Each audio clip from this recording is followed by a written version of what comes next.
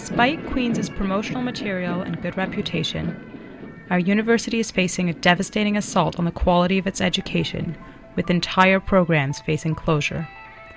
The administration claims that Queen's is facing a historically dangerous financial crisis as a result of the global financial crisis. Where we are, indeed, is facing serious circumstances. Our projected operating deficit for this year was $8.3 million, the first time in living memory that Queen's is in a deficit position. This is untrue. There have been periodic deficits throughout Queen's history. In fact, there were multi-year deficits within the past 15 years. This occurs in a difficult external context. But hold on, has the American financial crisis affected Canada that severely? One place where none of this banking drama is taking place is Canada. What have the Canadian banks done to avoid the missteps that the U.S. banks have gotten into? The six biggest banks in Canada have less than $20 billion Canadian in write-downs, and that obviously could be any one of the biggest U.S. banks. Relatively speaking, this is a mild economic recession. These are relatively mild challenges for us. Furthermore, reports are that the mild recession we are currently facing is ending. On top of this, isn't Queen's one of the richest Canadian universities? Look at the budget options that Queen's has that it doesn't seem to be willing to consider, recognizing the fact that Queen's has the highest credit rating of any university in Canada. It's got an endowment that was close to $500 million before. There's obviously been a bit of a hit recently. It has properties like the Castle in England and the Prison for Women here in Kingston. It has resources that other universities don't have. Queen's budget deficit is also already known to be much smaller than they have been predicting, less than 1% of the consolidated budget.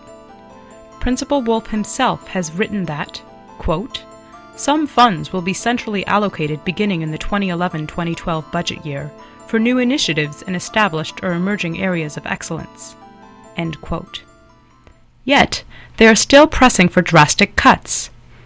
Why would the principal be announcing that Queen's is creating a pool of unallocated funds for other projects while axing overall academic budgets?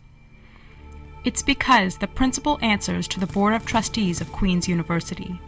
While academic decisions are the responsibility of Queen's Senate, financial responsibility for the university rests with the Board of Trustees, most of whom are external to the university and are non-academics. Though board members are bound to a code of conduct to act in the best interests of the university, many of them represent banks and other corporate interests. In a blatant conflict of interest, representatives from Scotiabank, TD Canada Trust, the Bank of Montreal, and Barclays sit on the board, and, along with their colleagues, are responsible for setting tuition fees on an annual basis. That's what a bank does, and it's a very important function. Tuition rates for international students are deregulated, and this year, tuition increases for undergraduate and professional programs ranging from 5% to 30% were approved. The board has tried to deregulate domestic tuition fees on numerous occasions, with students resoundingly and successfully opposing these campaigns.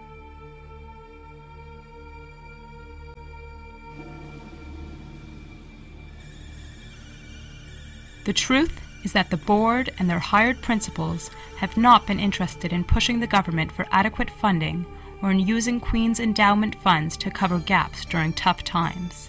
In fact, they have been at the forefront of efforts to cut Queen's away from provincial funding and run it like a private corporation.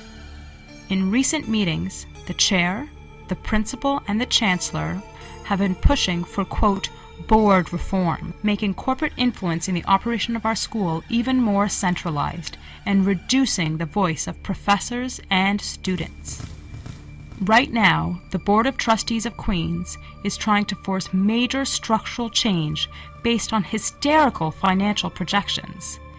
These changes, if allowed to take place, will transform the way in which current and future students learn and are taught.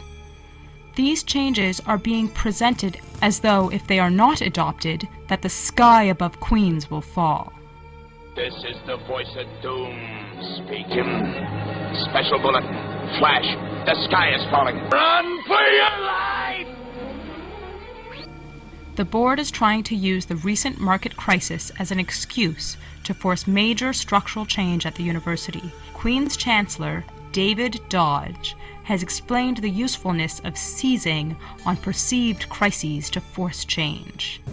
Change and disaster and crisis provides a tremendous opportunity.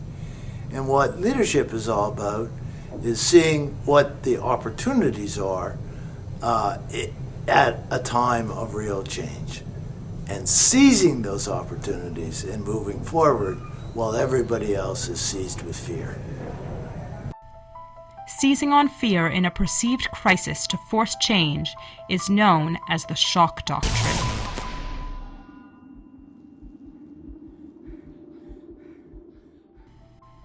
Thus, Chancellor Dodge, who recently called for a two-tiered health system, is pressing for a two-tiered education system. This is inappropriate and violates the government's own stated goals and values. Fundamentally, what we believe in is that anybody that has the capacity and the desire to continue on with post-secondary education, whether it's at a university or college, should not be prevented from doing so. The quality of education at Queen's is being destroyed by external people with inherent conflicts of interest who aren't even academically qualified to be making these decisions. Principal Wolf needs to stop pressing extreme cuts when the financial situation has improved, and the Board of Trustees needs to use available funds to cover manageable deficits while the university engages in a more open, inclusive academic planning process to develop a real strategic plan. Currently, the board is trying to operate according to the Yale model, which relies primarily on donations and tuition. The Yale model is inappropriate for a public institution and dangerous. Welcome back. Ivy League and other selective universities are raising tuition and slashing budgets to cope with declining endowments. Yale University, the second wealthiest U.S. college, predicted a 25% decline in its endowment in the last fiscal year as global markets plunged. Students and faculty are not mere consumers and producers, but citizens who collectively own this public institution and contribute to this strong and vital public service. We have the strongest vested interest in ensuring the long-term stability and academic vitality of Queen's. That is why, instead of the dangerous Yale model, Queen's should adopt the Oxford-Cambridge model, in which the highest governing authority for the university is a congregation of faculty and academic staff. At Oxford, approximately 3,700 people have a vote in the governance of the university, which has served Oxford well for centuries and turned it into one of the world's leading universities. Principal Wolf should know this. He got his PhD at Oxford. As students and faculty discuss the future structure of the university, we suggest that Queen's adopt the Oxford-Cambridge model, one that is democratic and driven by interests in academics and long-term stability, not narrow, vested interests.